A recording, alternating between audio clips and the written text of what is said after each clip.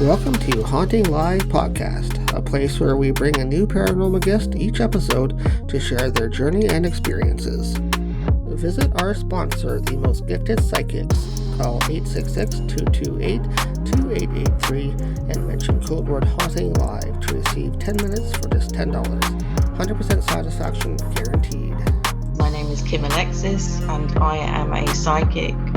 I'm a spiritual medium. I am a crystal healer, a clinical hypnotherapist, and a past life regressionist.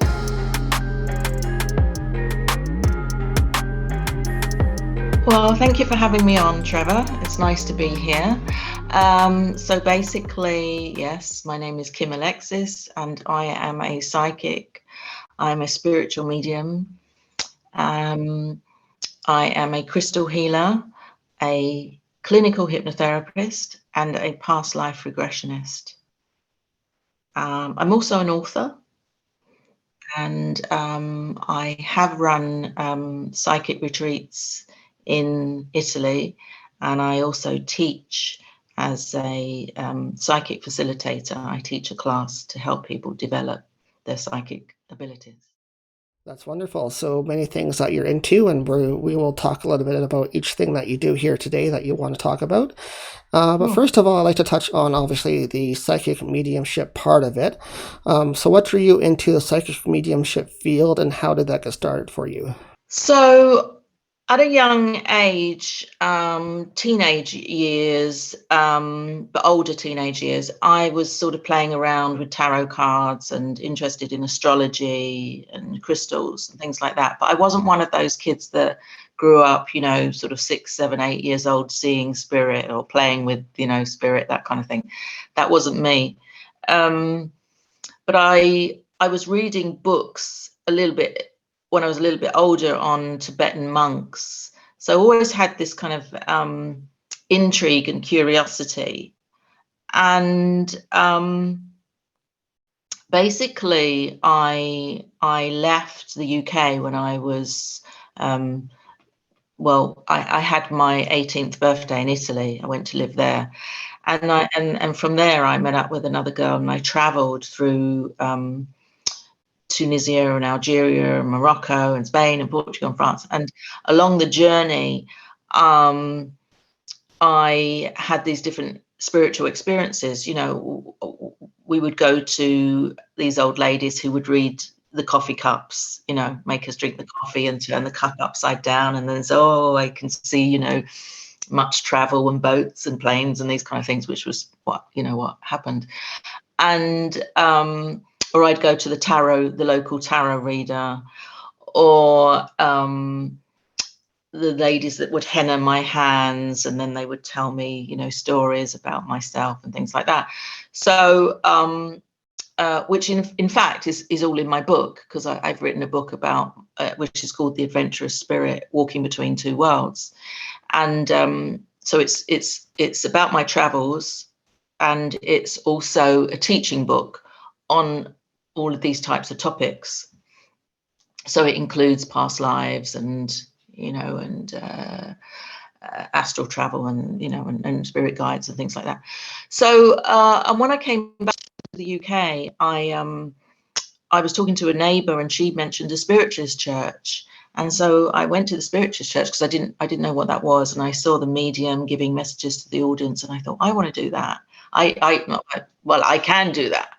So I joined a development circle at the church, and but I actually had some very dark and difficult experiences where I had a lot of spirit coming to me, and I was actually moving them to the light, but I didn't know what was going on at the time because I didn't understand enough about that.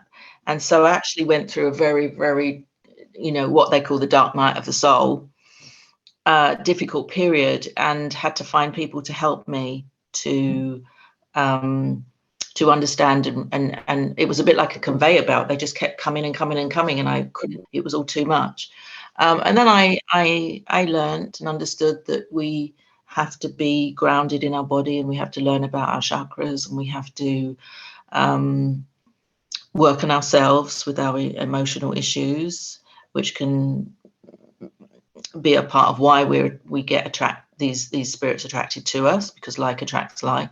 So I started to understand a lot of things and learn about protection and grounding and all things like that, which for some people is either they don't believe or they don't need to do those things, but for me it was highly important for me to learn those things. And then really my journey sort of began with helping others who I started doing readings and then helping others with those experiences that they needed what we call spirit attachment or soul rescue. And then I was going to people's houses and clearing their houses and all that kind of work. And I did that for a while, and that's kind of how it all began, sort of thing. Yeah, it all starts somewhere, and you got to learn how to deal with that energy, especially if you're just learning how to do it. Like you went to the church and sort of developed that technique on your own, how you wanted to learn how to do it, right? But you had some help and guidance there, at least, for you to learn how to control that. So that's good. Did you work on your chakras and that kind of thing right away, or was that taught to you later on, or? No, in fact, some of the experiences I had with the spiritualist church in the beginning was not good at all. And they didn't actually teach any of those things. And it was through my own journey of finding the right people who were not connected to the church at all that helped me through. That's why for me, learning about the chakras, learning about your own energy field, and learning about protection and grounding, and learning that there are spirits out there that are not, your happy grandmother and and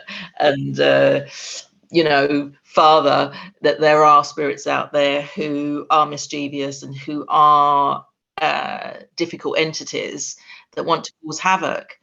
And again, there are many people, even many mediums, great mediums that I know, that do not believe any of this. So there is really a divide, and I do feel like it's two camps. That there are the spiritual mediums who know and deal with this stuff, and then there are the spiritual mediums that just have the lovely light and the lovely guides and spirit that passed over, and have no dealings with this sort of thing at all. Fortunately for me now, many years, because this is many years ago. I mean, I've been doing this since about 24 years now. So a lot of that, I don't deal with any of that anymore. But I do work in my healing. When I do crystal healing, I am with some people releasing spirit, and they don't even know that they're attached to them. Some do, and some feel or see or sense it, and other people just think, oh, why do I feel so strange? And then all of a sudden, I don't feel that strangeness anymore. So, was growing up, you said you didn't really have the experiences of seeing spirit or communicating with spirit at a young age. Was any of that taught to you at a young age? Like, did your background or beliefs have spirit in it? Like, say, your parents or anything teach you that kind of thing? No, nothing at all. Absolutely nothing. Absolutely nothing. I was the black sheep of the family. It's like I was the one that was interested in all these types of things. They know, and as I say, from a very young age, I left I flew the nest. So I wasn't really, when I was getting more and more and more into these subjects, I wasn't even around my parents, because I went to Italy on my own. But I was in Morocco. I was selling crystals. There were things going on where at the time, to me, they were just jewelry or semi-precious stones. And it was many years later that I realized crystals were actually, had healing properties, and became a crystal healer. So it was funny how the course I was on led me to really become the medium that I became, and the healer. So from there, then, what courses did you take, or did you learn to get into healing? Then, what sort of direction drew you into the healing direction? So I was doing readings at fairs, um, and I actually, even remembering it now, I actually started off holding people's hands and reading palms, and then I realized, oh no, I don't need to hold your hand anymore. I can just hear. I can hear spirit. So I don't need to be going, oh yes, and this line means this and this, So I was able to hear spirit and sense spirit, feel. So I was clairaudient, clairsentient. My clairvoyance was strong at the very beginning, but I kind of shut it down after the sort of bad experiences that I had. Not consciously shut it down, but that's kind of what happened. And uh, and then what happened? I got into crystal healing.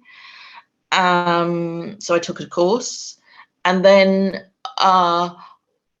in the crystal healing, I was sort of seeing people's past lives, and getting information about them. So that's when I started to study past lives, and that's when I started to study hypnotherapy.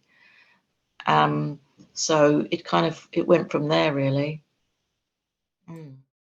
That's really interesting that things branch out sometimes when people find different avenues, right? They find things that they're into or things that draw them to the whatever they're doing, like crystals in your case drew you to hypnotherapy. So let's talk Yeah. about that next a little bit. I always find hypnotherapy interesting in the paranormal field because it can be used in so many different ways. So what's the ways that you like to use hypnotherapy with your clients? Well, so basically, my formula for working now is I actually combine the two. So I'll lay the person down, the client down on a massage table, fully clothed, and I'll put crystals around them. But I'm not actually doing a crystal healing, even though when they lay down on the massage table in my healing studio, the energy in the room is filled with spirit, and the crystals are amplifying that healing for the person. And there'll be specific crystals. It's like a prescription, choosing the right crystals for that person's mental, emotional, But I don't actually do any healing. When I do my hypnotherapy, I then am working on them to, hypnotize them for whatever their issue is, whether that's fears, phobias. So I'm then working on them to remove from them the issues or the traumas that they've got, and I'm then using hypnosis to suggest and implant new suggestions into the subconscious, because the subconscious is like Google. It holds all the files of everything that we've ever thought or seen, and so when we get into the subconscious, we can change those memories or those thought patterns. And the reason I like hypnotherapy is because it's very fast. A person can come in with a needle phobia, and one session and that phobia is dealt with. Whereas if you go to a talk therapy dealing with your issues, you could be going for weeks or months on end. I'm not necessarily saying for a needle phobia, but you know what I mean. So I like hypnotherapy for its instant ability to make a transformation. Right, you get more of a direct sense of what your client needs and how to solve that issue using hypnotherapy and crystals combined. Do the crystals kind of help amplify the solution, or? Yeah, I feel that they do. As I say, when I lay them in the crystals, I'm not actually doing the healing. When I do a hypnotherapy session, I just put them in the crystals. But when I'm doing a crystal healing, then I lay them in the crystals, and then I'm working on them by hands off. Don't have my hands on the person, but I'm drawing energy out. The way I work is I take energy off them, and I tend to kind of release the energy out of myself. It's almost like coming through me and out of me. And then putting healing energy into them, obviously with my spirit healers, my guides, their guides. And so when they get up, they feel, they may see and feel all sorts of things and sensations within the healing, crystal healing process. When they get up, they always say to me, oh, I feel so much lighter. And they tell me how well they sleep after a crystal healing. Or they don't have the voices in kind of thoughts and voices in their head because I've released them.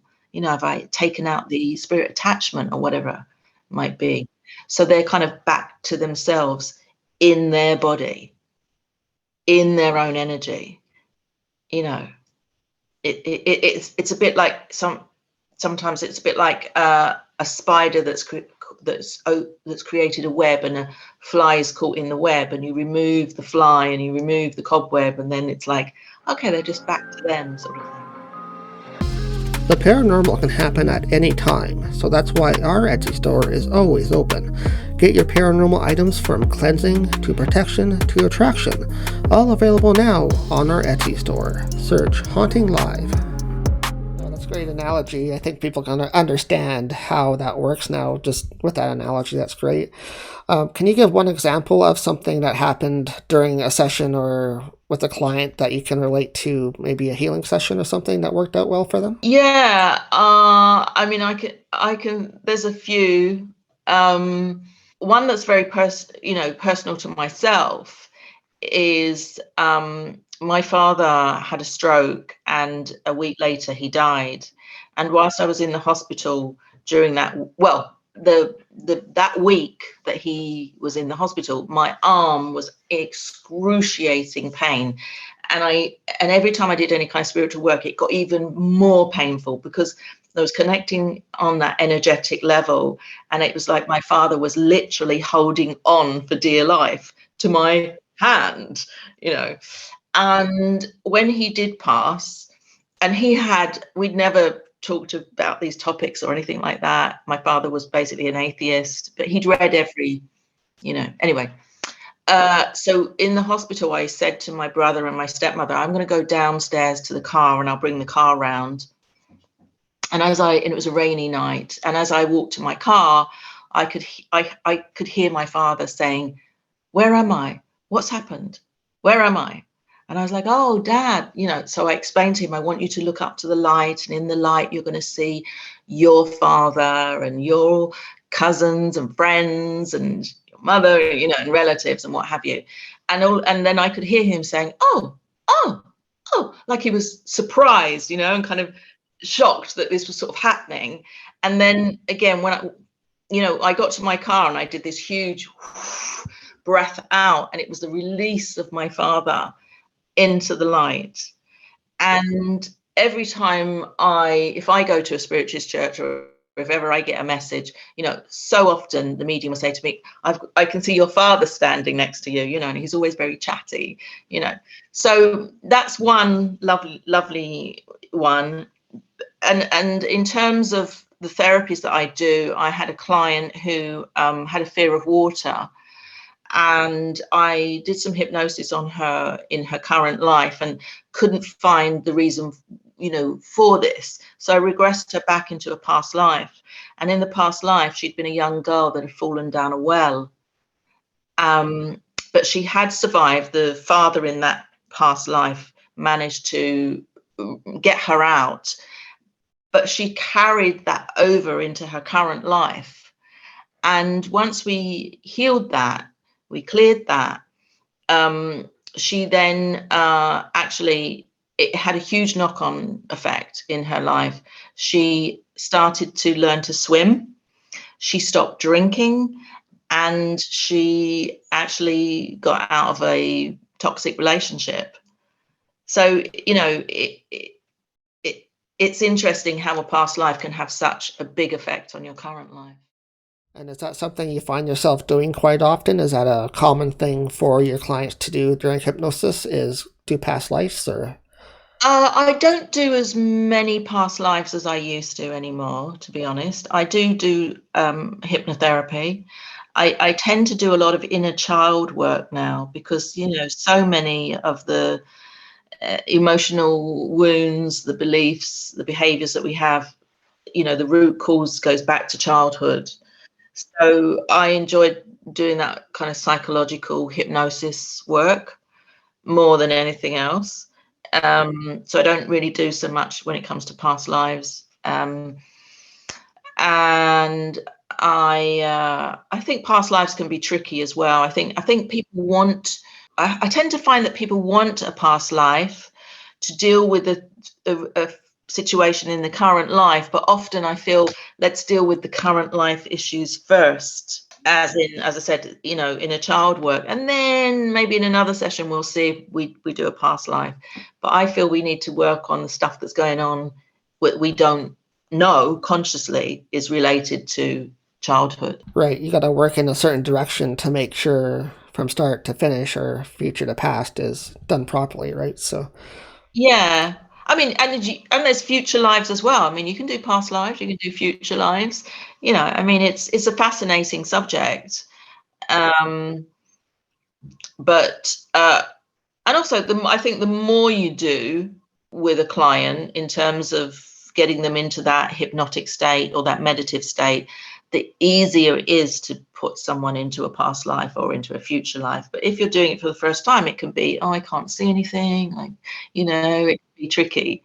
You know, I mean, there are techniques to get a person to see and feel and sense, but sometimes it can be tricky. next, I'd like to just touch on your authoring for a moment. You do have a book that's come out, so tell us a little bit about your book. So, yeah, as I mentioned, the book is to do with my travels and the spiritual experiences. Um,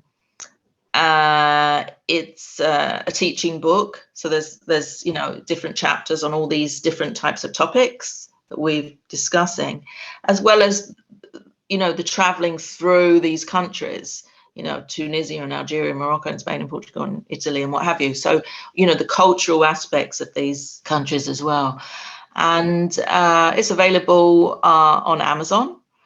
Um, as I mentioned, it's called The Adventurous Spirit, Walking Between Two Worlds. And it was something that I felt, I don't consider myself a writer, really. It's not something I ever was compelled to do, but I felt like spirit worked with me and wanted me to get this out. And I didn't do it for any, you know, it's not a money thing. It's an educational thing for people to be awakened to these things. And I'm very proud that I've done it. Well, I'm sure people that read it will get some enlightenment and some encouragement to do what they do and maybe learn some things that they didn't know before. So, or maybe they're Yeah. going through the same issues that you went through and you can help them do that. So, I have had very good feedback, and a lot of people have said they couldn't put the book down. It was a real page turner. So that's a nice that's nice to get that feedback. yeah, always is for sure.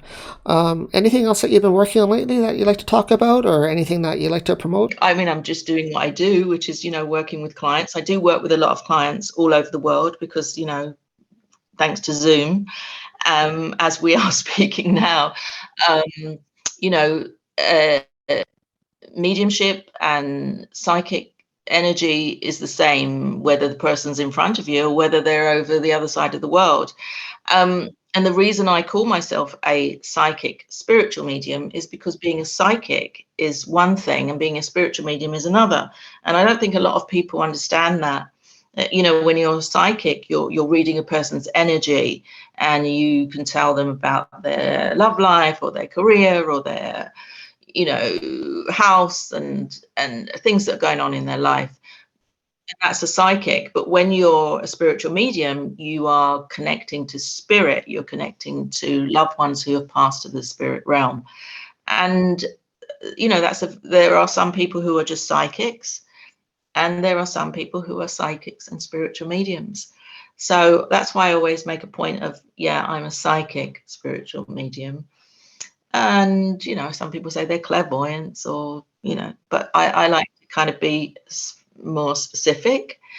And anything I'm doing at the moment, well, I do odd events here and there, and where I'll be on stage talking about these things and giving readings. But I think I did a lot of that when I started out, when I felt very much like I wanted to be seen, and I still want to assist a lot of people, but I think I'm more insular now. I've been doing this for years, and people know me, and they come back.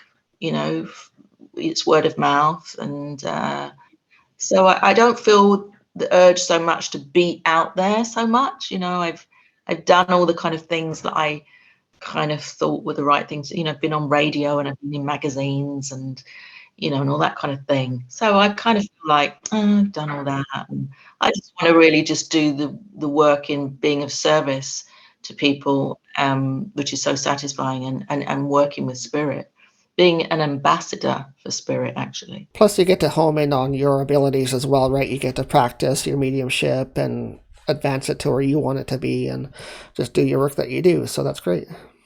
Yeah, I mean, I've done classes, with other mediums in the past, and some have been great, and some have been disappointing. I don't actually think I'm a particularly great medium. I see other mediums and think, wow, their evidence is incredible. And I think we're always learning. I think we can always, I think I can always do better. And I think we have good days and we have bad days. There are days when I think, wow, that was a great reading with lots of evidence and names and I don't know, just, just a great reading. And then there are other days where I think, it wasn't so great, I think it depends on the person as well, and the person's energy that you're blending with and working with. Yeah, for sure. Sometimes there's just not a connection, and sometimes there is. So that happens, yes. Well, thank you so much, Kim, for being on Haunting Live this episode. It was really nice to meet you and have you on as our guest and talk about what you do. So thank you so much for coming on. Thank you for having me. It's a pleasure. And how can people get a hold of you if they want to reach out to you? So my website is kimalexispsychic.co.uk. I'm on Insta, Kim_Alexis_psychic.